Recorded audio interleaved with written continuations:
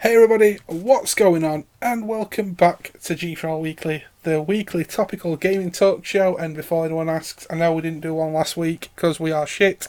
Blame me, I fucked up. So welcome back to G4L Weekly anyway. Today I am joined by G4L DatAsh.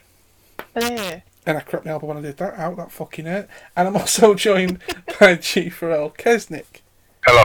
Hello. Now, today's topic for the show, we are going to be talking about a game that all three of us love in many different ways, in many different forms. And we're just going to throw some shit in there and, just let it all out there. We're going to be talking about Destiny, Bungie's newest IP, the guys that did Halo that moved on to Destiny. And, as a lot of people that loved Halo now see with 343 and go, what the fuck?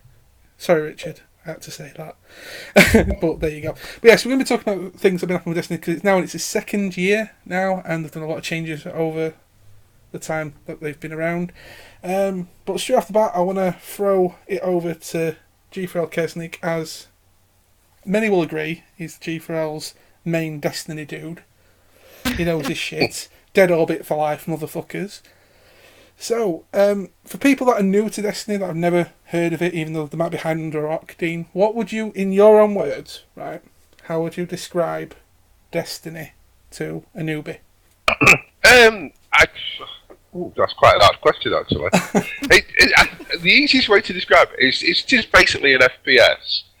But they've also added in a lot of elements of your loot type games, such as like your Borderlands sort of style game where you're forever chasing and upgrading loot. There's also a few sort of RPG elements brought into it, and it's mainly multiplayer based. So you're in sort of a persistent online world, although it's not one server for every connection.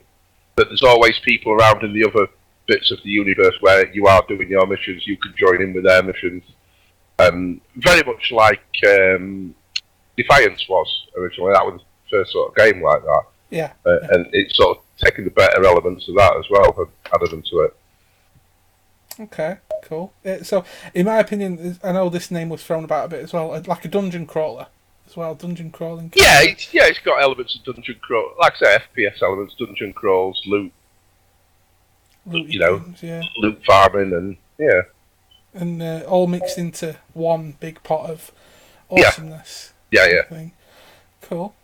So yeah, us three especially, have embraced the game quite well. I must admit, I will hold my hand up straight away. A lot of you people, if you've watched my live streams and spoke to me on whatever, will know that I kind of had a bit of a bad spell with Destiny and traded in and thought, fuck you shit, you're the bird in my ass. And for it must have been about 3 months, Dean, wasn't it? You and Ash were both saying, oh, you got to get back on Destiny. Oh, it's different.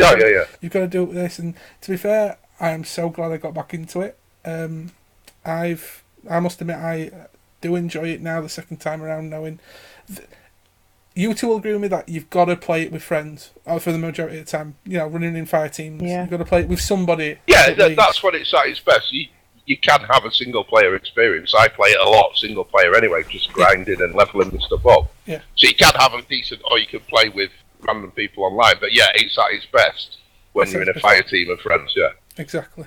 And you'll agree with that, won't you, Ash?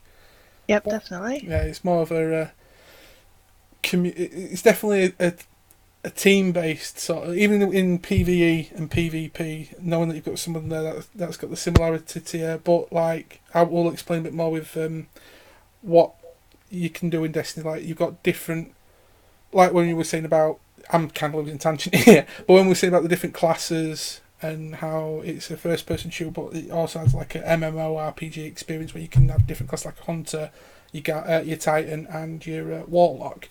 Knowing that if you've got a fire team of 3 friends like us three, we all like try and do different ones each time. You can sort of trade off and utilise sort of different abilities and different styles within your fire team to make the experience better. So yes, you can have one person fill a particular role and you can do a different role or things like that. So yeah. It to me, since I've come back to Destiny, I find that mixing up the roles, and because to be fair, when I first played it, I only ever played as the Titan, and that's all I ever did. I did the story.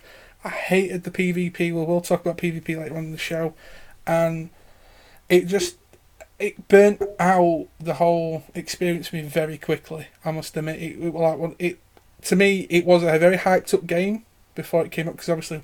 But when you think of Bungie, you think, oh my god, Halo, the original Halo games were amazing. And I thought, yes, this will be a godlike creation. When it first came out, to me, like, as we'll go on to about the campaign as well very quickly, to me, it just seemed to blow over very quickly, and it seemed to be just very repetitive and unbalanced, in my opinion, hence why it just went to the bottom of the game pile and got rid of it. But as I said, we did have a re-insurgence, and with Year 2 and Taken King coming out, it feels like a totally new experience, in my opinion, and also more accessible for newer gamers and new people that want to play something like a Diablo but first person, which I think is pretty cool. Yeah. So, while we've just quickly gone over what Destiny's all about, I want to throw a question over to Ashley. Hello. Right, in Destiny, there's 3 different classes. You've got your Titan, Warlock, and Hunter. Thank you. I can't believe I got that. I'm there pointing to myself. What was the third one? So, Ashley, we'll throw this over to you first. What would you say out of the 3? Because I don't think you've played all 3 of them. But which class do you go for? Which is your favourite? Which is what you think is good? My go-to class is definitely the Warlock, to be honest. The Warlock is definitely your go-to class. So, what do you like about the Warlock specifically that makes you think, yeah, this is my comfortable character. This is what I'm happy with. I don't know. It's probably Warlock was my first choice character. Mm-hmm. I suppose more wizardy sort of a person. When I'm playing dungeon crawls or whatever, I was always the wizard or all that, and yeah, just Warlock. Just thought she looked badass. Go for her. Cool. So you've not played any of the other classes, have you? Yeah. I've played Hunter. I've got my Hunter, I think, up to about level 18 now. What do you think to the Hunter? Something that I need to get to grips with. One thing I'll say, guys, before we carry on, just to let people on YouTube, if you're hearing static at times, don't blame it on us. It's just blame it on the computers. It's Ash's headset that's playing up a little bit. So we do apologise about the sound quality. Certain times you will hear it clear as day, but I just wanted to point. I should have pointed out first in the beginning. My bad. Shoot me down. This is unedited. This is raw. You know, blame it on Ash. But yeah, but no, that's cool. So, out of all 3 of us, we have different experiences with different characters. So obviously, like Ashley just said, she's played mainly Warlock and a little bit of Hunter. Dean, your main character's a Titan, though, isn't it? Yeah, my main's a Titan. Your main's a Titan, but you've had experience with all 3 classes. Yeah, I play all 3 classes. What would you say is your favourite, even though you've got your Titan as your main? Is your Titan your favourite? My Titan is my favourite. That's why it's my go-to. That's why it's my main usually. What do you find the best bit for being the Titan, though? I prefer it's how I sort of play games like LoL and that. I prefer sort of the brawly, tanky type character. You know, get in the face and have a fight rather than been a bit sneaky or. True. You know, I've always been the one the first one in a fist fight rather than the one at the back sniping, so to speak. Yeah, that's true. That's how I sort of like to play. It's my play style. But with the experience on the other 2 sort of classes, do you still? Yeah, well, I like them all. They've all got a specific place in the game. I think that's the best thing about it. I mean, your Warlock fulfills the mage type role. Yeah. So a lot of the abilities are based on the powers, so to speak. You know, the sort of supernatural powers that they're given. The Hunter performs a very stealthy, snipey sort of role. So if you like to sneak about and, you know, you want that to do that mission where you're not seen and you're just sneaking in and out and blade dancing around, you know, then a Hunter fulfills its role in that respect. So yeah, it's like what we were saying earlier on, Yeah. of the incorporation of the different styles of games into Destiny, like the first-person shooter with the dungeon crawl and the loot systems and all Yeah. that lot. It adds more. It's not the same. If you pick a character, it's not the same as a warlock. No, it's not. It's not the same play style with every character. Yeah. Every character's got a slightly different play style, and you have to adapt to it, which is quite cool.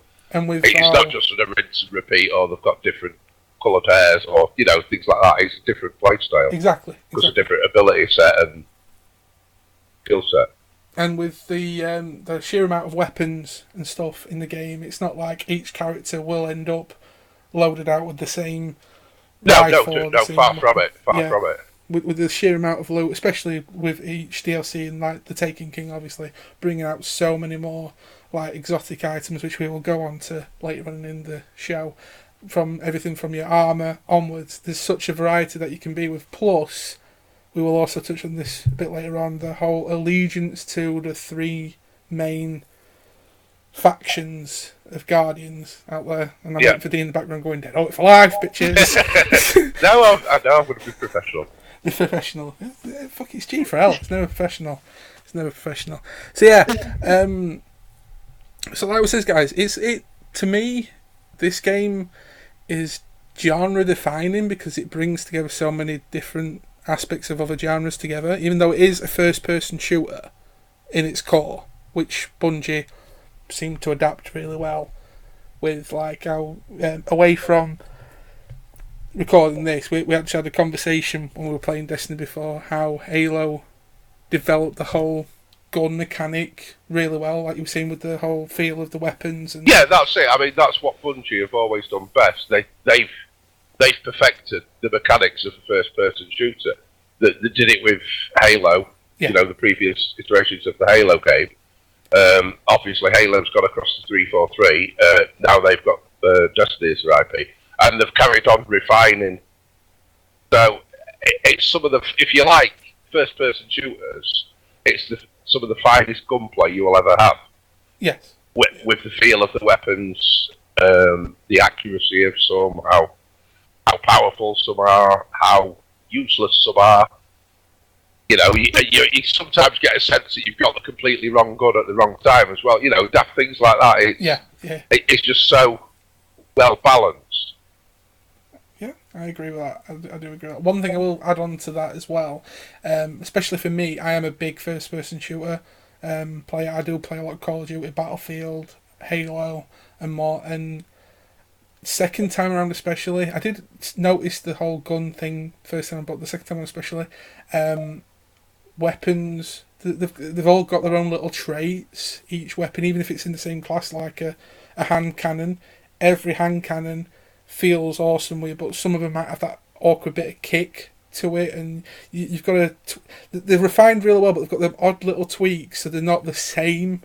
It feels samey each time you swap hand cannons over. You'll find a hand cannon that suits you, or a sniper rifle that suits you, and then the next sniper rifle you pick up feels totally different, but it's the same, sheer awesome sniper rifle, but it's like, oh, okay, the recoil's slightly off, or, the abilities that each sniper rifle can get. Because what I will say, guys, is if you're ever going to play Destiny, you play it now. If you already know, all armor and weapons have their own little perks and traits and stuff. So a certain piece of armor might give you a quicker regen of grenade, because every time you throw a grenade, it recharges.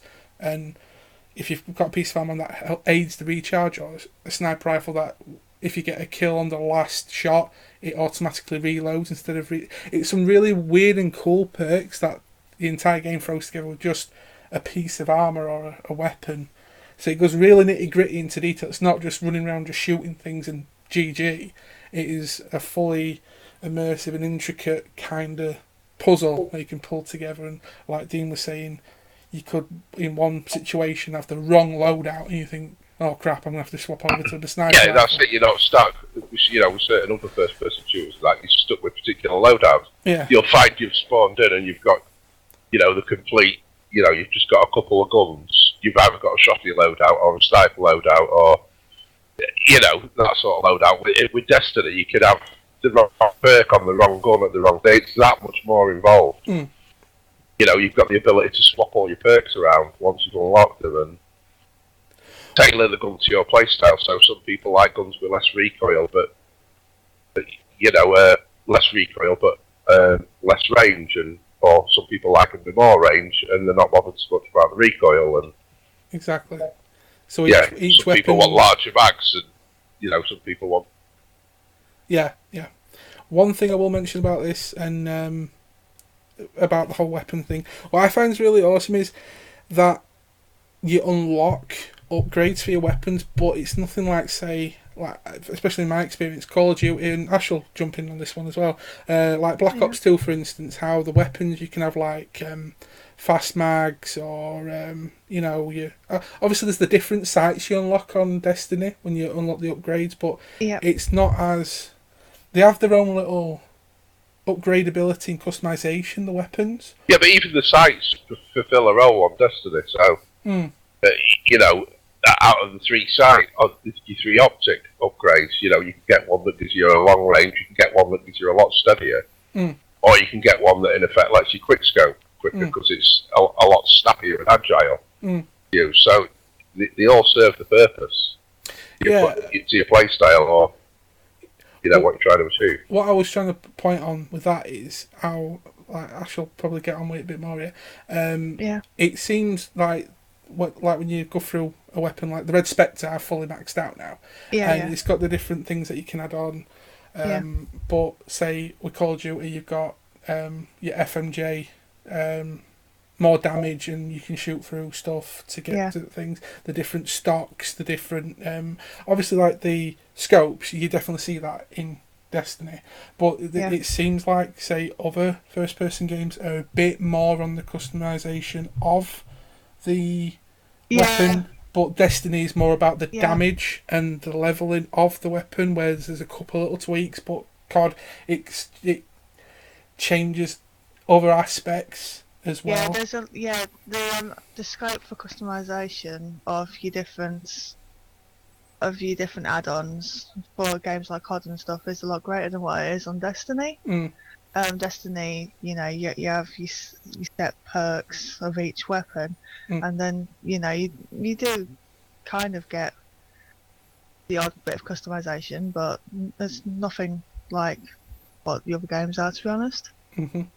But going back onto what we were mentioning a second ago about how Halo defines the whole gun system, and it just seems so right. It doesn't need as much, like, say, obviously Halo, there was not much customization for weapons as well, because a BR was a BR, and a BR was an amazing thing to shoot. Fucking DMR, same thing. All you ever got was a skin, because it was just a perfect weapon in all sorts of sense. I love the DMRs and BRs from previous Halos. It's like, why would you want to change it? Why would you want to put an extra stock on it or something, where in Call of Duty a stock sorts out the accuracy a little bit, or a grip makes it aiming down set less recoil. With the BR, it was just like a perfect shot, and there was a little bit of a kick that you got, and that were it. And it was that throughout the entire game. So there's like, when you think about the whole mechanics of the weapons, just the weapons in general, you can see that some people will like the whole customization. Oh, I want to do this cool stuff, because like now Black Ops 3 is out, and I must admit the amount of stuff you can do to your weapons, and even give it a custom paint job. Oh my god, I've seen Dead Orbit custom paint jobs for an SMG.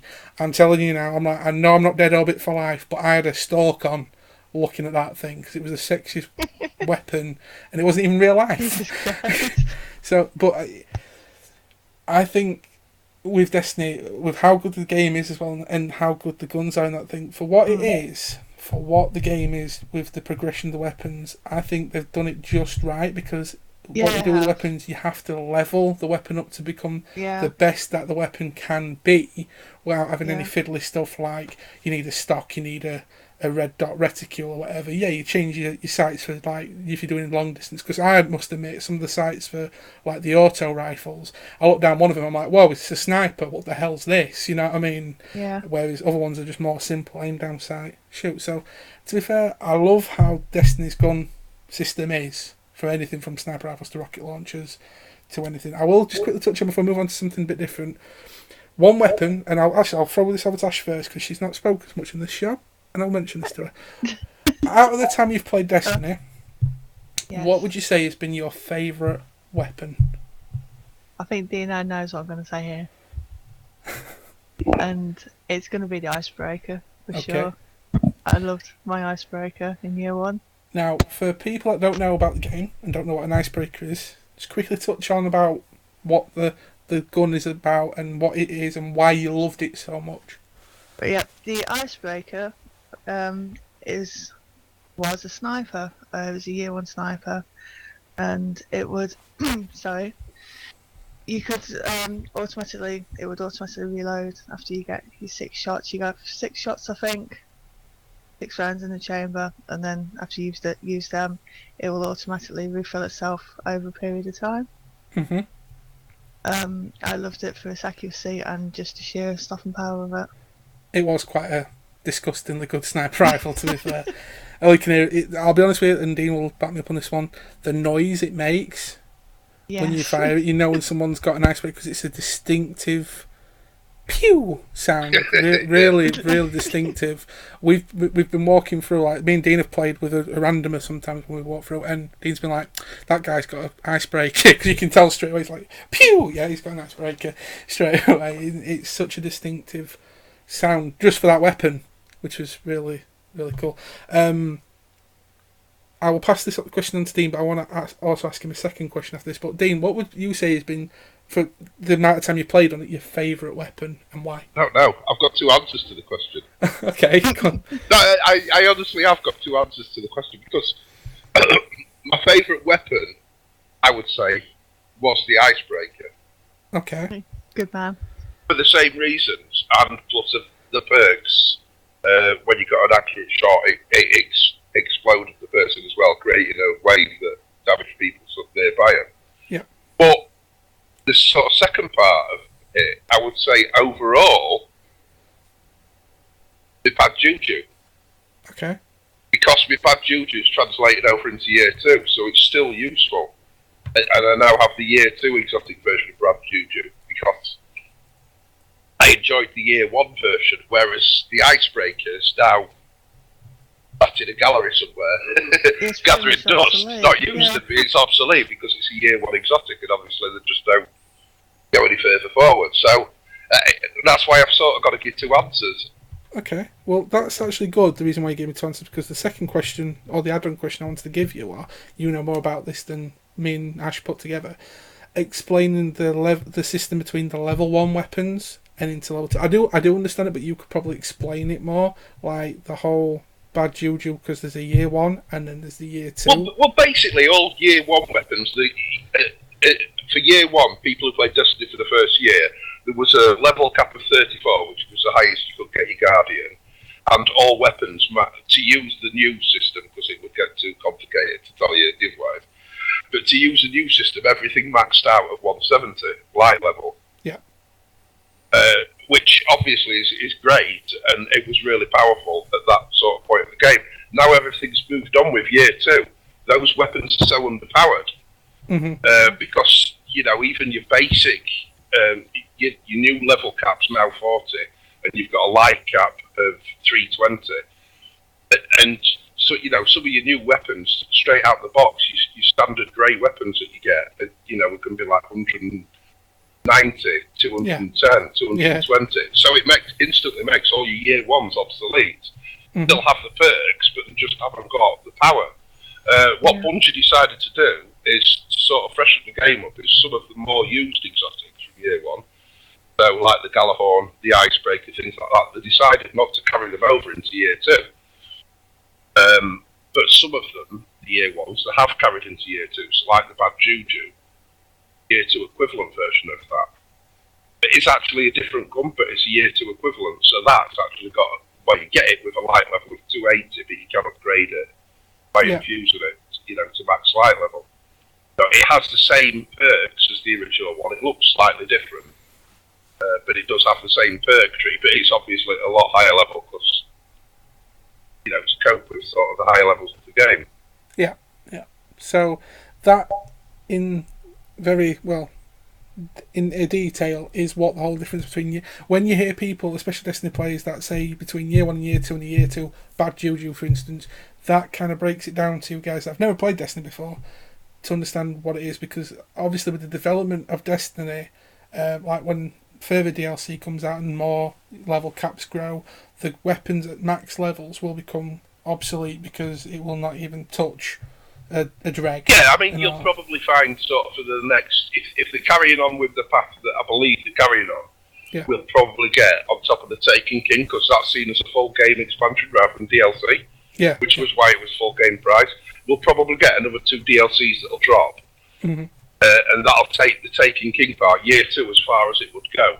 Yeah. And then obviously by year 3, they're either going to fetch out a complete new game, or they're going to carry on into it by completely rewriting the levels and everything again. So at which point then certain year 2 weapons are going to become completely obsolete, relevant and obsolete. Yeah. And this doesn't also just point out the weapons, armor and other random stuff that you can find, especially armor, also get affected by this level cap as well, because year 1 it was basically got up to level 30 at first, wasn't it, before it moved on to 34. Yeah, I mean your initial game you got to level 30 cap, your Dark Below took you to level 32, and the other one was 34. Your House of Wolves took you to 34, and Taking King's dropped, and that's taken straight to 40. Yeah, and with year 1 the only way to boost up was to do the raids and stuff to get like your radiant shards to make your armor. Yeah, I mean that's one of the big changes that they've done with the Taken King expansion, is they've changed how everything levels up. So, like Dave says, in year 1, to progress further than like 32, level 32, you have to do the hard raids to drop the gear, or the hard Prison of Elders. That was the only way you could ever get to 34 by claiming the hard gear. Whereas now, your level is done by XP, so you don't have to do any of the hard raids or anything to get to your level. But obviously, to get the higher level gear, higher level light gear, is when you have to do particular things to be able to get access to that gear. But you can still get to level 40 without, running any heavy strikes, or things like that. Exactly. But, just by doing patrol missions. Yeah, exactly. So with the whole fit from year 1 to year 2, that's one of the reasons why I do enjoy the game more, especially since Taken King's come out. I've actually spent a lot more time playing the game. I've now maxed to level 40 all 3 characters, all 3 classes, and I've actually enjoyed it, whereas before it was more of a slog, a grinding slog, where you were like still stuck on that level 30, level 31, and you're like, I really want to max to level 32, and the amount of time me and DatAsh have been sat trying to do Prison of Elders and grinding and rage quitting because it was just too OP, but you just needed that to progress just to that higher level to complete all.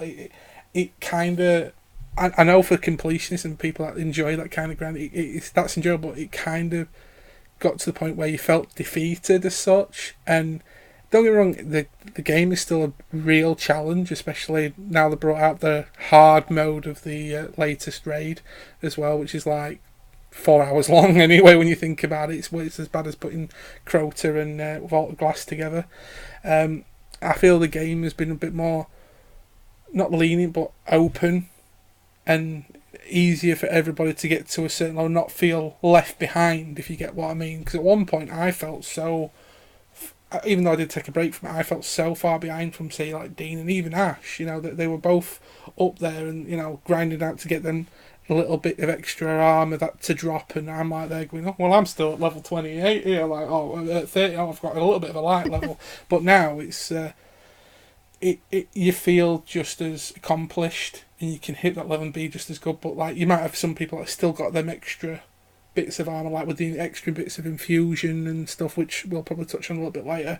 But to round up that bit with the weapons, I will quickly add my little 2 penny thing, and I know Dean will probably like, you bastard, because he knows what weapon I'm going to choose as my favourite weapon. As I recently streamed my Warlock progression to level 40, and I was kind of near enough in tears when I was using this weapon, and knowing that I'd have to put it. I've scrapped every other year 1 weapon because I really don't care, and every year 1 armour because I don't care, apart from this one, the Galahorn. Oh my god, that weapon should have a year 2. that weapon is completely and utterly the most sexiest piece of gear ever. The only reason why I'm saying this because I got it for fuck all. I got it for doing diddly squit. Because I will admit, I'll only end up, I got carried. And I'm sure many Destiny players out there, if you are listening to this right now, you'll probably all end up right now going, I agree, Dave, I did as well. A lot of us players around the same sort of time, when you first experience like your Crota, your Vault of Glass, you had no fucking clue what you were doing, or you was that low leveled and someone would say, stand there, don't do anything. Or stand there and just take out these low level people coming at you.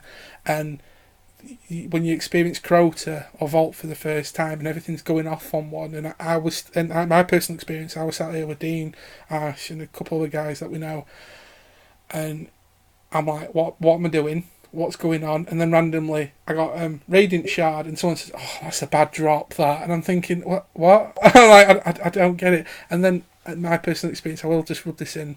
Back to the galley. I was doing Crota for the first time. Well, getting carried through Crota for the first time, and I can remember the conversation me and Dean had beforehand. If you drop galley, you're a bastard. That kind of shit were going on. And there was a certain section of Crota going on. I had no idea what I was doing. I was running around like a lunatic, and suddenly everything happened, and then this yellow flash appeared on my screen. Galahorn. Everybody in the party was, "Oh, Dave got Galahorn, Dave got Galahorn," and Dean was sat there going, "You bastard." Of all the things that I could have dropped, it was the Galahorn. Now, Dean, the Galahorn, it is a really beautiful piece of kit, innit? You've got to admit. It was a brilliant kit.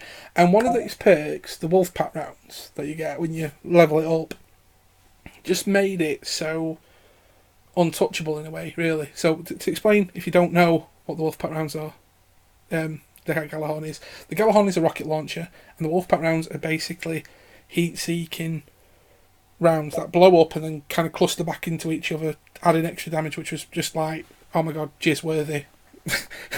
This is a not a parental PG stuff here. We are letting loose, but you could easily like two-shot some of the earlier bosses with Wolfpack rounds fully leveled up at like 170, and it was just, in my opinion, some of the best fun you could have with an heavy weapon.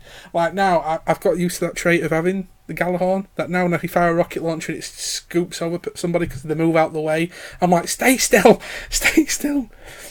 Oh, we've had a DC. We've had a DC.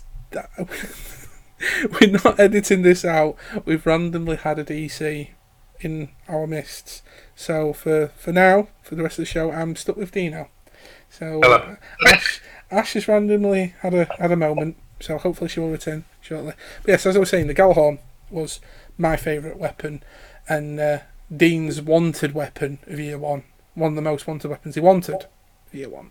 It were more wanted, I think, because the weapon was so OP, for want of a better word. Yeah. It almost became the sort of de facto weapon to have. So if you were teaming up with people to do raids, that you were like, have you got a galley? Have you got a galley? Have you got a galley? And I think that's what killed it off. Yeah. Because it was that, it became that much of a sort of click within the game. And people would pass you over, so you couldn't raid with people or do strikes with them just because you didn't have a galley, regardless of how good you were or what other weapons you had. Literally, because you didn't have Galahorn. Yeah. People singled you out like, oh no, we don't want you on our team. And I think that's a lot of the reason why he sort of removed it for year two and not carried it forward, because it created the wrong sort of vibe. Yeah.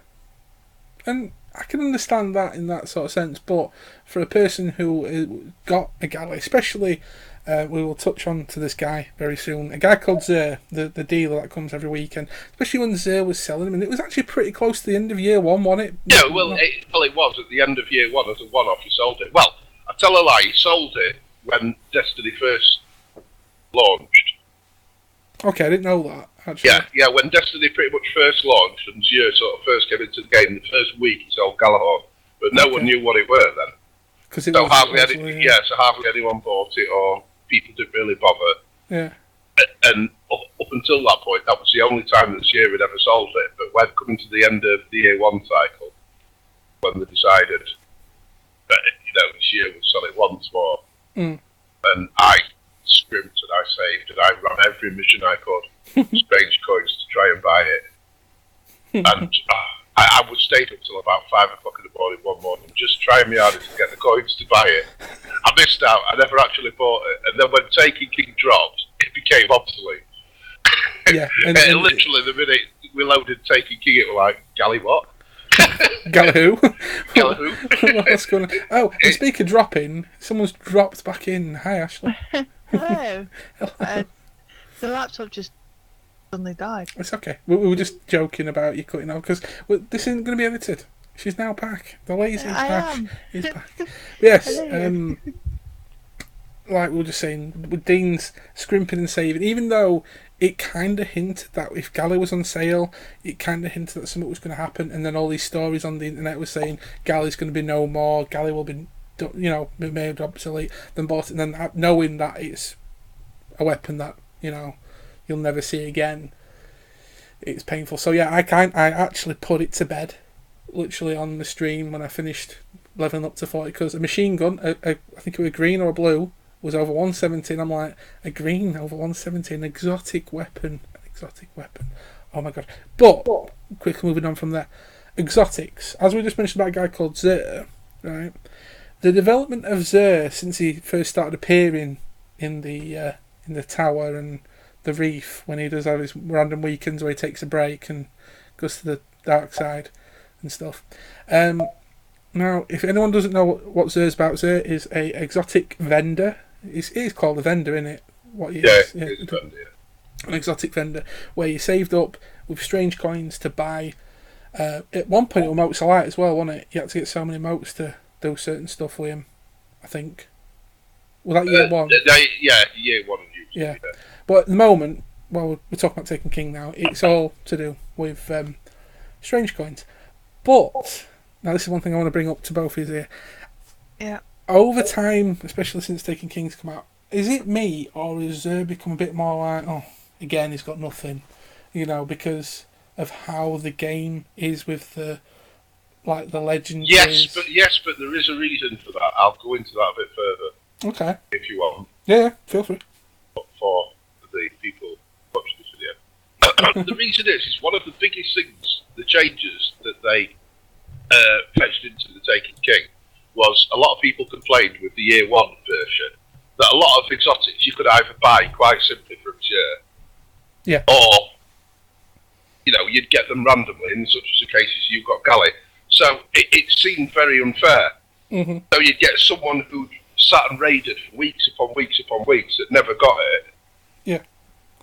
Someone could do a random strike at light level 25, randomly drop it, or you could go up to Zer with your 27 strange coins or whatever it were and buy it.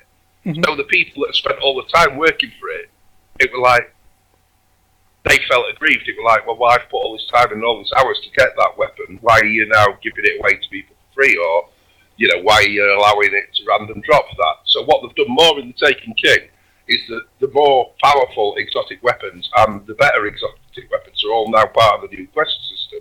Mm-hmm. So everyone has to do these sort of quite long questline stories to get access to the better ones. Yeah. So it's more of an achievement getting them, and you feel better for when you've got it. So if you see someone now with the one that I'm currently working towards, a sleeper stimulant, you know what that person's had to do to get that gun. The trials, and you have that respect for him, and you're like, wow, look at that person, he's got a sleeper stimulant. Wow, he's done this, he's done that. And I think that's what they've added to it with year two ones, which is why year sell. But it does take away the shininess of Zer. I mean, before it was like, when Zer was coming around, it was almost like fucking Christmas. Yeah. Yeah, it did take away from that a fair bit. Yeah, it was almost like Christmas. Like, oh, what, you used to log on straight away, or, go on internet, like, what's Zer got this week? What's Zer got this week? You used to make it, you should find out. Now you log on and you're like, no one cares, or whatever. Which Chaz took that away from it, but I also understand why they've done it, because you can't give everything away for free. Yeah, true. Now, there's certain things that Zier does have that are really useful, and when he's got them, it's like, oh my god, he's got that for sale. Yeah. I mean, I bought the Zalem Supercell off him. Which is, just so people know. Which is a arc-based assault rifle, exotic assault rifle, Okay. that chains lightning together with your hits. Now that's a really good gun, and it was available off the air. So it was like, as soon as you had it, we're like, oh my god, he's got Supercell for sale. I want that. Mm. But So- then you. Yeah, I'm going to say, so you go out of your way to buy, do what you needed to get your strange coins to buy it, Mhm. but they couldn't do it to every gun on the game. True. They've got to have that cut off, so that's why you'll have a lot of weeks where. But what's again another thing is what's one person's piece of crap is some of that another person's dying for. True. You know, to me, a set of gauntlets for a warlock, I might think, well, what the bloody hell do I want them for? Mhm. You know, my warlock's got decent enough gauntlets, so I've already got a set of exotic gauntlets. It gives me no extra perks. They're a piece of crap. Someone else at their playstyle, they might be exactly the thing that they want. True. And, oh my god, Gio's got these, I must buy them. So, you know, It's a 50-50 toss-up on Yeah. that one, in your opinion. Ash, you were going to say something. What was you going to add to that? No, I was just going to say, I think, to be honest, there was probably a lot of feelings with the whole thing, because, I mean, like, the galleys, you had it for sale, twice? Yeah, I only just found that out as well. That it won twice. I only thought he was selling it once, and that would end No, year one. It was actually the beginning of when Zer came about. At the very beginning, yeah, and then at the very end. Yeah, and I did As not well. know that. So I learned. You learn something new here every day at G4L, guys. You really do. Yeah, so I can understand the whole thing with Zer, but one other bit I want to touch on, especially with Zer, is something that he sells, and he sells every week, and I really want to add my 2 pence in on this. The 3 of coins. And I know Yes, why of Ash is course. laughing. If you don't know what 3 coins is, guys, it's a stackable effect that it's the next boss in it, in a, like a level, that you'll have a higher, and I'm doing quotation marks here, a higher chance of dropping an exotic. But, and I don't know if this is true, but I've also read that it also gives you an even higher chance of dropping legendaries. Because I've been dropping. yeah, that's true. Yeah, It is true then, right? Because I legendaries as well. Yeah, I have been dropping 3 of coins a lot and getting more legendaries, because I've done, like, say, the Saber Strike. We all know about that one. But yeah, I've done that once, and I dropped 3 coins, and I ended up with 2 legendary boots out of it, which you'd normally only might get 1 and a couple of blues or something. So when I looked up, and people said, oh, it's also a higher chance of legendaries, but when you see it on the game, it only mentions exotics, doesn't it? It only says a higher drop of exotic gear. So that is kind of a little spin, a little trick. But the reason why I mentioned 3 of coins as well is some people's experiences with 3 of coins can be a little bit like, I've just wasted all that on you, and what have you given me? A blue, kind of thing. Yep. But would you like to talk about your experiences with the 3 of coins, Ashley? Oh, really? But right, well, I'll also add my experience in with it as well. Sometimes you can think the 3 coins may be very unfair, but when you look into it in more depth, it only enhances a percentage chance. So Yeah. it is basically adding an extra lottery ticket into the mix. If you think about it, you're running standard strike, heroic, or nightfall, something. That's 1 lottery ticket to drop maybe a legendary, or if God forbids an exotic drops it randomly. But these 3 coins, they're stackable, so you can have extra chances, so an extra lottery ticket into the mix to drop something. But if you spend, 7 strange coins to pick it up, and that's like 4 or 5 a week, isn't it? You get 5. 5, that's it. And then you burn like 3 or 4 of them, which you've bought in 1 week, on 1 strike, and you get nothing out of it. You kind of feel deflated from it. Yeah. But other people, like say for me, for instance, recently I've had I bought a couple of stacks of these coins, and my exotic income's been a bit more flush recently, and we had a heated conversation behind the scenes at G4L once when we were playing Destiny, and Ash basically said to me, "Shut up with your fucking exotics and stuff. Let us get one for once." I'm like, whoa, it's a lottery, or as other people would call it, RNG kind of thing. So what I'll also mention, now we're talking about 3 coins, is with everything like PvP, strikes, raids, and so on. Some people think, like what Dean was saying earlier about grinding so hard to get these weapons and pieces of kit when you can buy them, but especially in PvP, and I'm sure you two will admit, even though PvP now is more enjoyable and more balanced, even if you're playing, say for instance, all 3 of us are in, right, and Dean, you're on top of the table with like 30 kills, 2 deaths, yeah.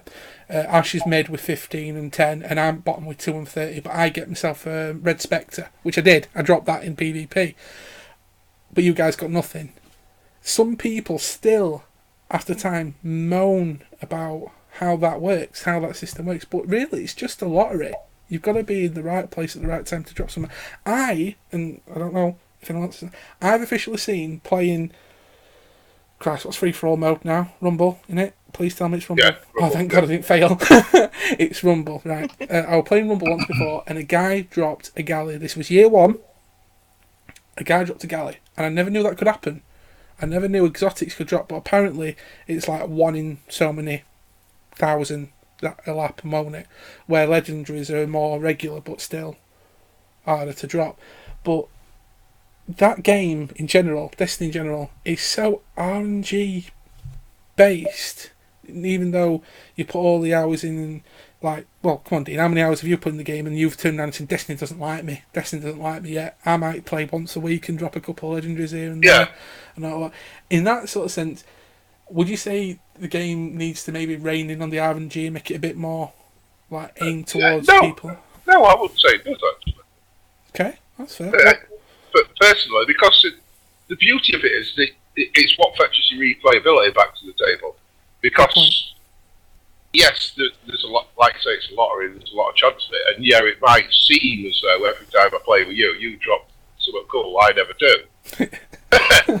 but you know, that's sort of a scene thing. But then it also spurs me on, and like, right, I need to do that again, or I need to do that because I want to try and drop this. Or so it's what fetches the replayability. And if you dropped everything first or second go, if you dropped 3 coins, you know, did a Nightfall Strike and dropped the best gun in the game every time, guaranteed, you wouldn't bother playing Nightfall Strike again because you'd done it. Good point. Very good point. You know, you'd move on and do something different. But whereas that random sort of RNG element, at times it can seem unfair, but it's obviously designed to fetch replayability and you're interested to leave you wanting more. Exactly. But to another player, like I was saying, some people get so disheartened by it where they feel like you were saying, oh, I've done all this work to get here and I've got nothing. You know, why did someone at the bottom of the table I think that's why they've balanced it, although there's still the certain RNG elements of it with a lot of stuff. Yeah, that's why they've also fetched all these exotic quests. Mm-hmm.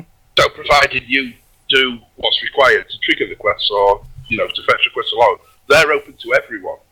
But there are some work involved in that. Oh yeah, but that's the idea. If it's an exotic gun, and it's special, it shouldn't be given to you for turning up in one PvP game and getting 2 kills and 30 deaths. Exactly. It's sort of the idea of the system. You've got to put a lot of work and effort in doing whatever it needs to particularly do to get that gun. So it's a reward for the thing rather than it just randomly passing it you. It's more a reward based. Very.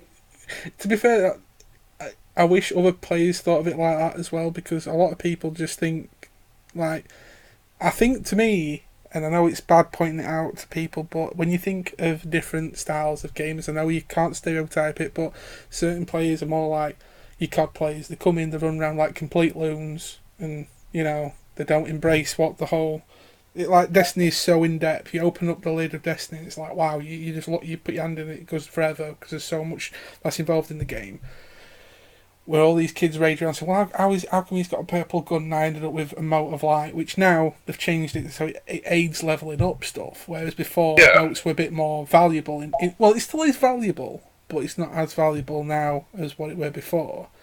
You see where other people might have that complaint about, but like the way you've just explained and the way I see, it's that luck system. And in all fairness, Destiny have made it just right that, like you said, it wants you to come back and play again.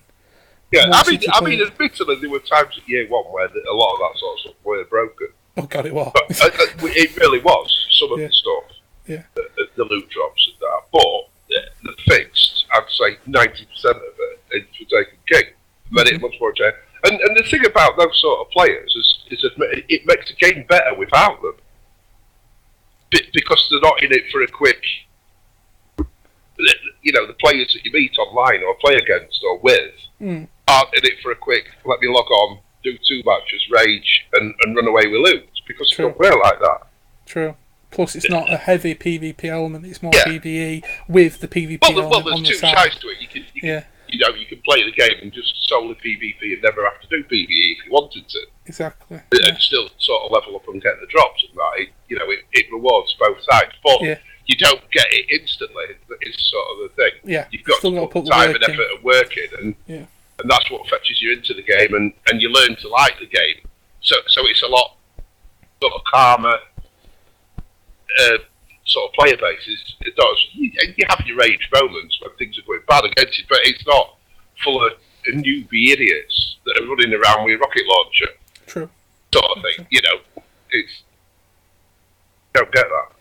Very true. Right, since we just mentioned about PvP, I wanted to bring this up because it's actually an interesting thing that I wanted to talk about. What I will also say, guys, is this Destiny episode, we're probably going to do it as a 2-parter because of how long we've been talking. There's still a lot that we want to talk about in it. We haven't even touched on strikes, raids, or anything else. So expect another Destiny episode coming in the future. But one thing I do want to talk about is PvP. Right, now, all 3 of us have had different experiences in PvP. Okay? Yeah. I have grown up, well not grown up, sorry, I have played a lot of the Call of Duty series, I've played a lot of Battlefield, and Ash, you've done a lot of Gears multiplayer as well, and that's a very specific set for multiplayer. And obviously, Dean, you've done a lot of Halo with me in the past, I'm all over the shop today, but anyway, we've done a lot of Halo, so the different aspects of multiplayer that we're bringing. But all 2 of you here, all 3 of us will agree one thing. Year 1 multiplayer, until they changed it, until they patched everything up, was the most unbalanced bullshit ever. Yes. Thank you. I disagree with that to a point. Okay, come on then. It wasn't that unbalanced. The problem was some of the game types were very heavily based on level. Okay.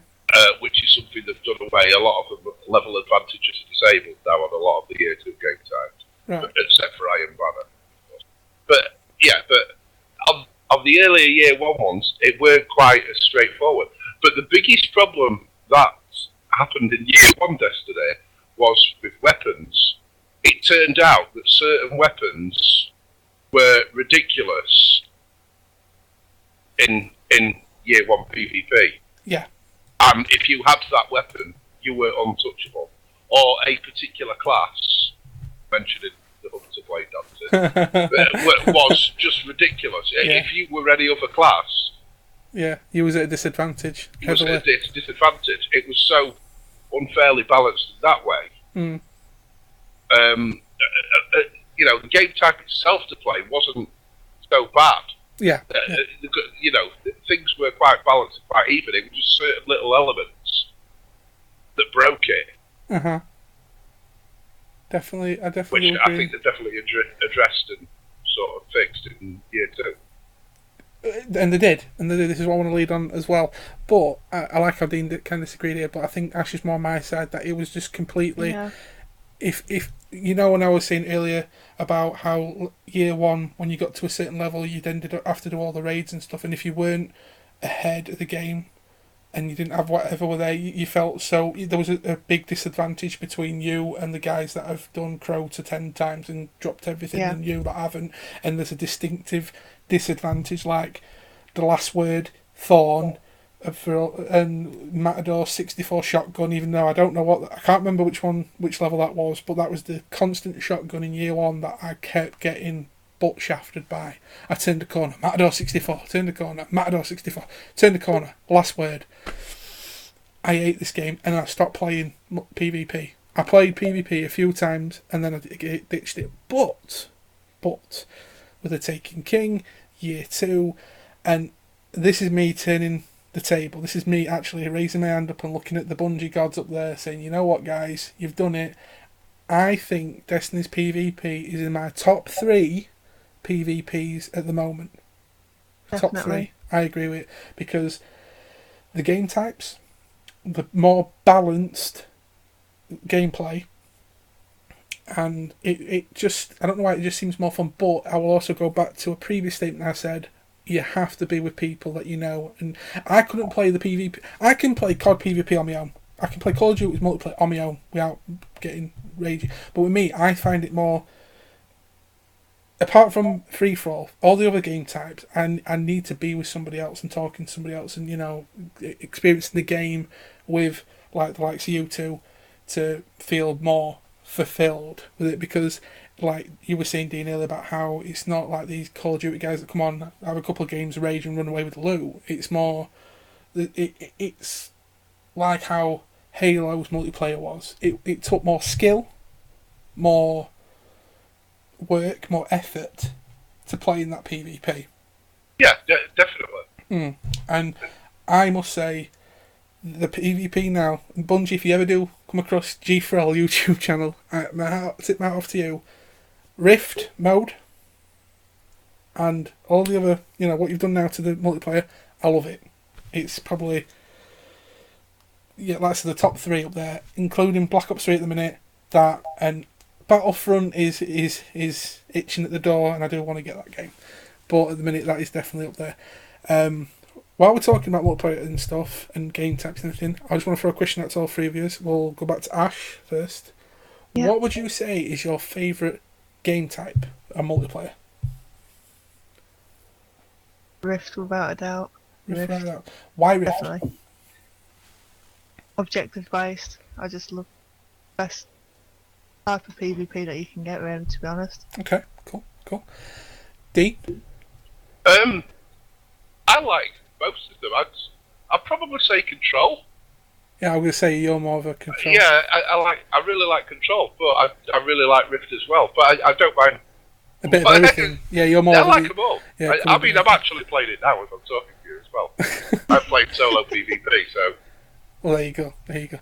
But just to clarify, what we're talking about is Control is basically domination from Call of Duty.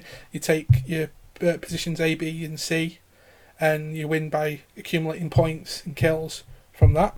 And Rift is basically uplink, or you could call it a form of capture the flag, where one flag capture the flag. You take the spark from the middle, and you basically slam dunk it in the area, and you score points.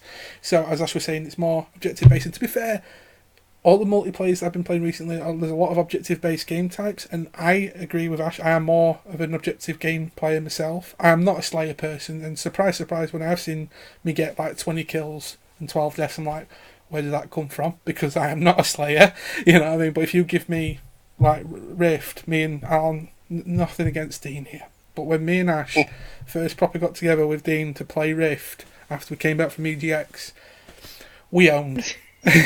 We basically were like, we're on the squash, boom, grab, run, yeah, dunk, go on, grab it, Dave, boom, yeah, I got shut down. But we was getting so many points on the board, and it was enjoyable. It wasn't like, even though you got killed, you were like, oh, fuck's sake, I got killed, but it's like, yeah, we're still ahead though, yeah, you know what I mean? And it's that enjoyment of PvP that makes me think that is one of my favourite PvP. Don't get me wrong, and I know it's bad saying that my top 3 didn't involve Halo. I do like Halo 5's multiplayer. That is actually bringing back Halo to its roots of good multiplayer.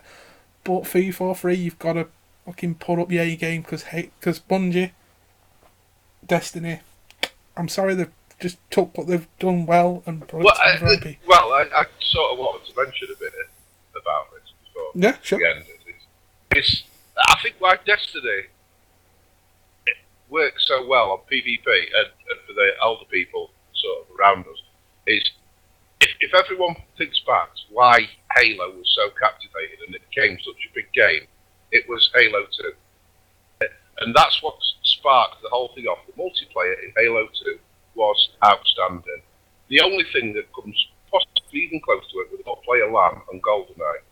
On the if you ask anyone, the top multiplayer experiences, they will always say them too. Yeah, no, I will agree with that one. And what I think went wrong with the Halo series is after Bungie had dropped the IP, started working on Destiny, and 343 took over. I think 343 were trying to retain too many elements of what other first-person shooters were doing. Yeah. And trying to make it feel different, and they took away from the core gameplay experience that multiplayer used to provide you on Halo. Yeah. And it became very sameish. So yes, you was on a really beautifully sculpted map, and really clever things happening around the map. But when all said and done, the feel of it was very sameish. You played the game a million times before. And I think that's where Destiny works, because it's Bungie, because they were so good at it. I think they made mistakes with Halo, don't get me wrong. The Reach multiplayer was broken because they tried tweaking it too much. Yeah. I've heard about that one. Things like that. And I think the Destiny Year 2 PvP is this generation's Halo 2. Yeah. It's just the simplicity of how easy it plays, how well it plays, how balanced the maps are, how everything about it. There's certain maps that are really crap, yeah. and badly laid out. There's certain maps you absolutely love and know to pieces. But that's what we're good about Halo 2. You used to spawn on the map and you go, yes, I love this map. I own on this map. Or I know where so and so is located. Where rocket launchers kept. You used to run for it, and this sort of retains that a lot. Yeah. It's got that feel about it. I think that's what makes it good. Definitely does. The Rift game type on Pantheon, where with the cube in the centre, that speaking about what Dean was just saying about when you spawn to certain maps like Halo 2, that's the kind of thing, the feeling I get when I spawn in there playing Rift, because the amount of times we're playing there now, and me and Ash sat there going, oh, right, same strats, yeah, let's do it. And 9 times out of 10, it works because it's that, like what Dean was saying, it's that fun feeling that Bungie bring to the multiplayer, like what Halo 2 was, because it was it's that feeling. I can't explain it, but it's that feeling, isn't it, of playing something like what you were saying before about how Halo 2 and GoldenEye was them big things. There were other shooters out there, not a lot, but yeah, they just felt so well. It played so well. It was so balanced and fun. It weren't a rage fest, which is where Call of Duty is wrong. You play Call of Duty multiplayer, it's good, it's really good, but it is rage. You can't help but get angry at it. Yeah. Very. And you feel such a sense of anger, whereas with the early Halo ones, and like with Destiny now, you can have really bad games or you can have really good games, but you feel like you've achieved something and it meant something. And yeah. No, I do agree. It's more, and it wants you to come back, and you think to yourself, oh yeah, next time we play Rift, we'll do this Rift again and whatever, and you come back for more. And plus, with the whole RNG factor that we mentioned, and the other stuff that they give to you, you're just literally playing multiplayer. Like, oh, here's 15 legendary marks for winning your game of Control, because it's the featured game mode of this week, which it draws in the PvP aspect into the PvP, which also makes the entire game, more rewarding than just playing around Rift, scoring some points. There's a lot more to it, and like I said, hats off to Bungie for what they've done. GG indeed, and hopefully, because I know there's been a couple of questions about what they were doing with what at one point a 10-year plan to now being a 4-year plan now, or whatever it's going to be. Hopefully they carry on and tweak everything that other people might have thought were a bit dodgy. Like because like I says, guys, this will probably definitely be a two-parter. Well, it will definitely be a two-parter. When we talk about strikes and stuff in the future, some of the strikes are a bit broken, and I know me and Dean talked about this behind the scenes about Bungie favouring certain ones because of the new DLC and so on. But I think strikes, in my opinion, is the only thing that we really need to work on. Yeah, but one of the good things I've found with Destiny, and especially with the Taken King, is that they're listening a lot to player feedback on the forums and comments on Twitter and things like that. They really are, and they're constantly tweaking and playing with stuff. You're not getting a title updated and that's it. You spend a year moaning about how OP a certain good is or whatever. Things are constantly being tweaked and. Well, they've taken down. They went through a phase of taking down different modes like the trials and the Iron Banner to improve it for the year trying to rebalance it. I mean, for the first time later on this month, when the Iron Banner comes back, they're trying it on a different game mode for the first time, whereas Iron Banner's always been Control. Yeah. They're trying Iron Banner for the first ever time on Clash. Okay. And it drops later on this month.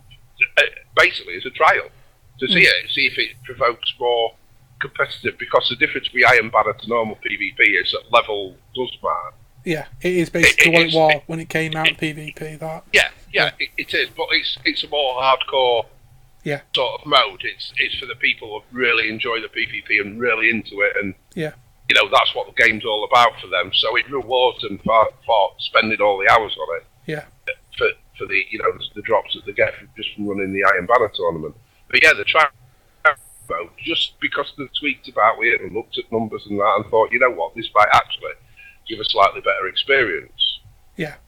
So it's quite good that they're doing things like that. That is. Yeah, I think of all the different games I've played and all the different brands, I think Bungie with Destiny, like I said, the more into listening to what people have to say, and they do tend to tweak a lot of stuff more instead of, like you were saying before, some games, well, I could say definitely with Call of Duty, they throw it in and they leave it for a year because another development team make another one. They've done their job, they're already working on their $50 million next project. They're not going to listen. All they've bothered about is throwing out a couple of DLC packs and that's it. Whereas Bungie and other development teams, I'm not just saying that, I'm saying like maybe with Bethesda even, with the amount of games that they bring out over time, they put the time and effort into making it, and if they have to tweak it, they still put a lot of time and effort afterwards to make sure the game is still there, and people are still playing like the likes of Oblivion now, whereas how old was Oblivion? God knows how old. Oh, yeah. But people still play it, and this is going to be the same with Destiny. With the years to come, I can still see Destiny being as popular, and with how much work they're putting into it and how defined the game will be. Right, before we go, I'm going to throw one more big thing out there. Like I said, guys, this will be a two-parter. The next instalment of the Destiny stuff, we will be hitting a lot more on, say, strikes and raids and other stuff we haven't touched on. I actually knew this was going to be a long one, but I didn't think it would be at this point where we've talked about mainly is PvP, weapons, Xur, and other random stuff. But one thing I want to talk on before we go, actually, two things. First, Ashley, question to you. Hello. With Destiny being PvP and PvE incorporated together, which do you enjoy most, the PvP aspect or the PvP aspect? Oh, I don't know actually. I knew this would be a good one. I just actually noticed this on the notes. I thought I forgot to mention that. Probably for me, I don't know. It's such a hard question. I like the PvE because obviously like Dino touched on before, it's almost MMO-ish. Yeah. In that, you've got your PvPers and they all make up your fire team. However, you also don't have that PvP strictly sort of element. Yeah. Of teams against each other. Well, it's a story like unfolding no matter what you're doing. Yeah, and it's you a mini also story. get the story. Yeah, so I like them both. Okay, you like a balance of both. Yeah, I like them both. Fair enough. Dean? I'd say it's a balance of both. I spend more time doing PvE. Yeah. In fairness, that's probably down to the grind. Yeah. Rather than preference. Mm-hmm. But yeah, it's more a mood thing rather than else. It's good point. Yeah. Very good point. Yeah. Certain times you'll log on and you really don't fancy PvP, so you'll just sit and grind on PvE. Other times you get on, you want to kick ass, so you just go straight into PvP. And good point. Very good point. It's as the mood takes in a way. Yeah, as the mood takes you. Sometimes you haven't got time to sit and do a strike. It's going to take you an hour or whatever. But see, you can just quickly log on, do 2 or 3 PvP matches, get a bit of stuff, go back, done. Spend 15-20 minutes on it if you want to. Yeah, definitely. I do agree with that one because it's games like Destiny. That's what the longevity and replayability will be with it. Games like Destiny that give you that option. If you think one night I'm going to do a bit of grinding, a couple of strikes, and then the other night a bit of PvP. Whereas, say, for instance, let's throw the new release out there, Halo 5. Once you've completed the campaign, there's nothing really much to do other than multiplayer, and that's it. There's no like, take that fancy kind of thing. So it's kind of keeping the fan base in the game, and what do you want to do? Bit of strikes, raid, patrol. Oh, you want to do some PvP? Do some PvP. You know what I mean? It's kind of like it's all there in one thing. Whereas, say, games like, for instance, like I was saying, Halo 5, I won't spoil anything, but you have got the 8-hour campaign and multiplayer. And obviously you get your Forge 3 custom maps kind of thing, but that's it. And same with COD. Alright, some of the CODs have got the aspects of like maybe zombies or something, so it adds that kind of specialist thing. Or Gears even. Ash will mention with the campaign, the multiplayer, and horde mode, which is in other people's aspects zombies. Basically, you survive rounds. That offers more to the gamers, but with Destiny, it is such an open thing. Like, what game can I think of that offers that? Warframe, a free game that's on the PC, PS4, and Xbox One. That's another game that's kind of like Destiny. You've got your PvE aspect where you can have yourself up to 4 people running around doing all these missions, but then you can jump into PvP interaction there, so it keeps a lot of things more in the game and draws people to stay on that game aspect, because I enjoy a good story. And I will mention in the next episode of this Destiny thing that we're going to be doing, I will mention the campaign, because that is probably one thing I'm a bit near about. And I'm sure that Dean and Ash will have a few other things to say about the campaign and how the Taken King campaign improved itself and so on and so forth. But no spoilers, we'll leave that for another episode kind of thing. But all in all, I think we've done a fair bit today. I knew this was going to be a long one, and it has been a pretty long one, and I'm quite impressed with it. But yes, guys, we will in the future come back and do a Destiny revisit where we'll be talking about campaign, strikes, raids, and more about what the Taken King's done, and maybe some new updates if anything has changed between the recordings. So before we go, if you've got any topics you'd like us to talk about, leave them in the links down below, comments down below. Let us know what you think about this episode that we've just done, your feelings about what we've been talking about, and yeah, hopefully you've enjoyed yourself. I want to say thank you to Ashley for joining in. Thank you. I also want to say thanks to Kesinik or Dino for joining in. No problem. And hopefully we'll see you next week for another episode of G4L Weekly. And watch out for more Destiny talks coming very, very soon. Have a great day. Check out everything else that we do on the channel. Mondays for Moto, League of Legends, G4L plays. We've got loads coming up with G4L plays with Dean and Ash actually doing some Halo 5. That's going to be pretty interesting. Yep. And other random stuff coming up as well. Thank you all for watching. Have a great day, and we will see you all soon. Bye. Bye.